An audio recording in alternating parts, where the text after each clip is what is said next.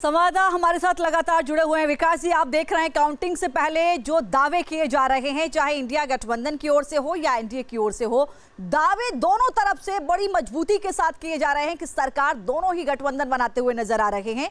लेकिन सवाल यहां भी उठता है कि मतगणना से पहले जब काउंटिंग को लेकर या ईवीएम को लेकर या अधिकारियों की जो भागीदारी रहती है पूरी प्रक्रिया में, उसको लेकर जब सवाल खड़े किए जाते हैं तो ये क्या दर्शाता है, इसके क्या मायने हो जाते हैं नतीजे आने से पहले?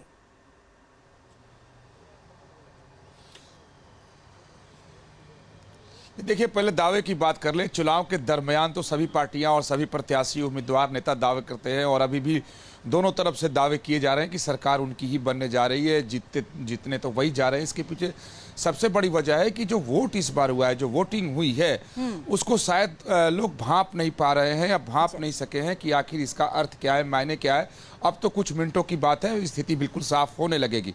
दूसरी बात, पहले ही होकर के फिर से पूरी प्रक्रिया के ऊपर सवाल खड़े कर देना।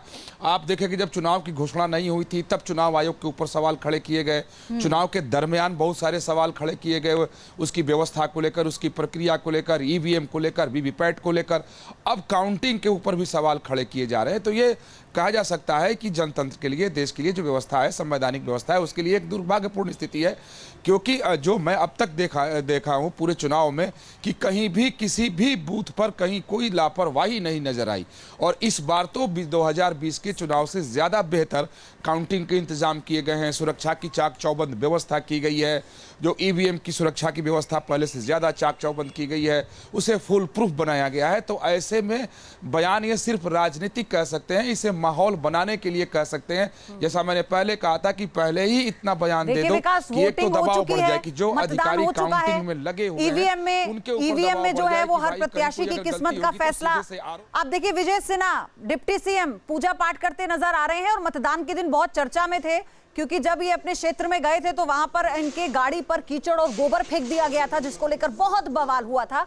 तो फिलहाल ये तस्वीरें तो बहुत आम होती हैं, चाहे वोट करने से पहले नेताओं की तस्वीरें आप देख लीजिए या फिर जो गिनती है उस दिन आप तस्वीरें देख लीजिए। उत्कर्ष लगातार हमारे साथ। उत्कर्ष, आप तो वहां पर मौजूद थे, आपने तो पूरा ग्राउंड से विजय सिन्हा के साथ आप थे। इनकी गाड़ी पर जब कीचड़ फेंकी गई थी, लोगों ने घेर लिया था इनकी गाड़ी को।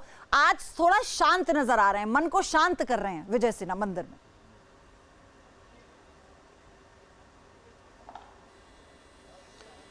बिल्कुल सही कहा आपने पयोधी। उस दिन का अगर जिक्र किया जाए जिस दिन मतदान हो रहा था, खासतौर पर पहले चरण का, और उस दिन ये काफी हंगामा भी हुआ था। उप मुख्यमंत्री की गाड़ी पर कीचड़ फेंका गया, हमला किया गया। देखिए, ये उस वक्त हुआ था जब उनके खिलाफ आक्रोश नजर आया था। कई ऐसी जगह होते हैं जहां पर विधायक उनके नहीं पहुंच पाते हैं, वहां पर कई बुनियादी चीजें जो है वो नहीं हो पाती है, तो जनता का आक्रोश जो है वो नजर आता है। और यही आक्रोश उप मुख्यमंत्री विजय सिन्हा को भी झेलना पड़ा था। हालांकि उस दिन वो अलग अंदाज में नजर आ रहे थे, कह सकते हैं कि चश्मा पहनकर तमाम जगहों पर घूम रहे थे और जनता को ये चीजें नहीं पसंद आई। और कहीं ना कहीं यही एक कारण है कि उस दिन उनके खिलाफ आक्रोश नजर आया, उनके ऊपर पत्थर फेंका गया, कीचड़ फेंका गया। हालांकि अभी जो है वो जनता के विश्वास की बात कर रहे हैं। अगर इस बार चुनाव के नतीजे को देखा जाए तो काफी कह सकते हैं कि आमने सामने का मुकाबला इस बार कांग्रेस और बीजेपी का वहां पर होने वाला है, क्योंकि दोनों जो वर्चस्व की लड़ाई है और दोनों जो है वो भूमिहार उम्मीदवार ही उतारे गए हैं। और सबसे बड़ी बात यह है कि जो उम्मीदवार इस बार उतारे गए हैं वो काफी टक्कर जो है वो विजय सिन्हा को दे रहे हैं। पिछले बार की अगर बात की जाए तो महज 10,000 से 11,000 का वोट का जो अंतराल था वो रहा था। इस बार जो अंतराल है वो माना जा सकता है कि अगर वो जीतते हैं तो 2 से 3,000 वोट से जीत पाएंगे। इससे ज्यादा उनके लिए उम्मीद करना काफी कह सकते हैं कि चिंता की बात होगा कि इससे ज्यादा सीट से वो नहीं जीत सकते। हमारे साथ बने रहिए, मैं लौटूंगी आपके पास। मतगणना से पहले बिहार कांग्रेस अध्यक्ष राजेश राम ने भी महागठबंधन की जीत का दावा किया और वो बीजेपी के प्रदेश अध्यक्ष दिलीप जायसवाल ने भी अपना अंदाज जताया, उन्होंने भी जवाब दे दिया। ये तो डर, वोट चोर का डर तो हर कोई को सता रहा है। वोट चोरी तो हुई है, ये कोई नहीं कहेगा, लेकिन वोटर अधिकार यात्रा को लेकर के जिस तरह से राहुल गांधी जी ने के नेतृत्व में यात्रा चली 17 दिन, उसका अवेयरनेस आज वही हुआ है कि जनता बहुत मायने में कॉन्शियस हुई है। लोग जो जिनका वोट पहले पड़ गई थी उन लोगों ने बहुत कस के विरोध किया है बूथ पर। हमारे कई बूथ पर हुआ है कि पहले वोट पड़ गया तो बाद में जो है लोग ने आपत्ति दर्ज की। तो ये जागा है ना, वोटर जागे हैं वोटर अधिकार में और वोट चोरी आरजेडी हताशा में है, और जब लोग हताशा में होते हैं तो उनकी भाषा भी बदल जाती है। बिहार के जनता और मतदाता ने एनडीए को मैंडेट, और जिस तरह का माहौल है, एनडीए भारी बहुमत से सरकार बनाएगी, और इस तरह की भाषा का जो उपयोग करते हैं जनता और मतदाता अपने मताधिकार का प्रयोग करके इनको जवाब। हालांकि माहौल की बात हो रही है और माहौल तो ऐसा है कि बाहुबल की खूब चर्चा रही है। इस बार अपने सहयोगियों का रुख करूंगी। आमिर हमारे साथ बने हुए हैं। आमिर, जब बाहुबल का जिक्र आता है तो उस पर खूब हो हल्ला हुआ। ये हुआ कि कोई पार्टी ऐसी नहीं जिसने बाहुबली को टिकट ना दिया हो, क्योंकि मुद्दा सिर्फ जंगल राज का ही था। हर पार्टी ने, हर भाषण में, हर नेता ने जंगल राज का जिक्र किया। इस बार क्या है जनता के बीच में इसको लेकर परसेप्शन? आप लगातार ग्राउंड पर रहे।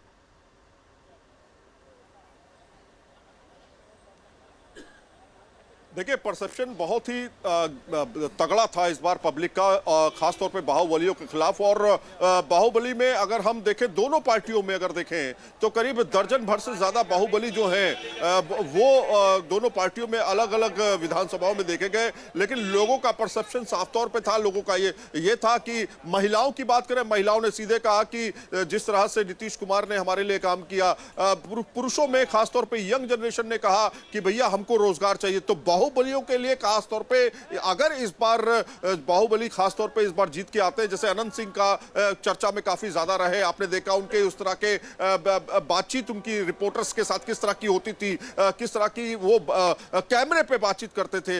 इसी तरह से दूसरी पार्टियों में भी आप देखेंगे किस तरह से बाहुबली जो है वो अपने आप प्रचार करते हैं, बाकायदा लंबे लंबे कतारों के साथ, गाड़ियों के साथ, रैले के साथ पूरा निकलते थे। तो कुल मिलाकर के उनके लिए काफी ज्यादा इस बार देखने वाली बात होगी, जनता उनको नकारती या चुनती है, पहली चीज। दूसरी चीज यह है कि अभी जहां पर मैं मौजूद हूं यह है काउंटिंग सेंटर। काउंटिंग सेंटर के बाहर का थोड़ा मैं इसलिए आपको दिखाना चाहता हूं। करीब आपको बताएं कि पूरे प्रदेश में 4270 से ज्यादा जो है टेबल्स लगाई गई हैं काउंटिंग की, और 18,000 से ज्यादा जो अलग अलग पार्टियों के जो कैंडिडेट से के जो लोग हैं, जो एजेंट्स हैं, उनको यहां पर तैनात किया गया है। और यहां पर लगातार अभी देखिए काउंटिंग सेंटर के अंदर लोग जाते हुए दिखाई दे रहे हैं। कई काउंटिंग सेंटर पे हमने ये देखा कि बाकायदा फोटो जो है, फोटो बहुत जरूरी होती है, वो आईडी कार्ड में फोटो नहीं लगी हो जो यहां की तरफ से प्रोवाइड किया गया है। तो ये काउंटिंग सेंटर जो है अभी कुछ ही देर बाद 8 बजे तक जो है शुरू हो जाएगी काउंटिंग। पहले बैलेट पेपर की काउंटिंग होगी, उसके आधे घंटे के बाद ईवीएम जो है उसको खोल दिया जाएगा, और 9 बजे तक जो है रुझान आपके लगभग आने शुरू हो जाएंगे। यानी कि जो पार्टी कौन मजबूत है, 10 बजे 11 बजे के करीब जो है ये सारी चीजें आपको सामने आ जाएंगी। लेकिन आपको सुरक्षा की व्यवस्था दिखाते हैं। यहाँ पे आप देखिए बाकायदा सुरक्षा व्यवस्था की किस तरह से इंतजाम किए गए हैं। व्रज वाहन जो है वो यहाँ पर आता हुआ दिखाई दे रहा है, क्योंकि कल जिस तरह से आरजेडी के जो नेता है, जिस तरह से उन्होंने धमकी देने की कोशिश की कि हम नेपाल बना देंगे, उसको भी काफी ध्यान में रखा जा रहा है, और उनके खिलाफ तो FIR हो ही गई है। तो इस तरह से अभी माहौल पटना का बना हुआ है। तमाम कैंडिडेट जो हैं वो अपनी किस्मत आजमाएंगे इस बार, और 2600 से ज्यादा उम्मीदवार हैं जिन्होंने चुनाव लड़ा है बिहार में। वो साफ तौर पर देखा जाएगा कि वो उस बार क्या लगता है। समीकरण की अगर हम बात करें, 2015 में आपने देखा आरजेडी जेडीयू की जो सीटें थी वो, और बीजेपी की सीटें, बीजेपी ने लगातार गेंद हासिल किया है पिछले 10 साल के अगर चुनाव की बात करें तो। जिस तरह से बीजेपी बढ़त बनाए हुए है, इस बार उसका देखना होगा परफॉर्मेंस। 101 सीटों पे दोनों पार्टियां लड़ रही हैं जो एनडीए है। वहीं पर अगर आप देखें कांग्रेस और आरजेडी की बात, तो उसमें भी अब देखना ये होगा परफॉर्मेंस किसकी बेहतर है, क्योंकि तेजस्वी यादव को यह लगता है कि वो इस बार जो है बहुत बड़ा फैक्टर लेकर के आए। जिस तरह से उन्होंने अपने भाषणों में लगातार कहा है कि हम जो है घर घर नौकरियां देंगे, वो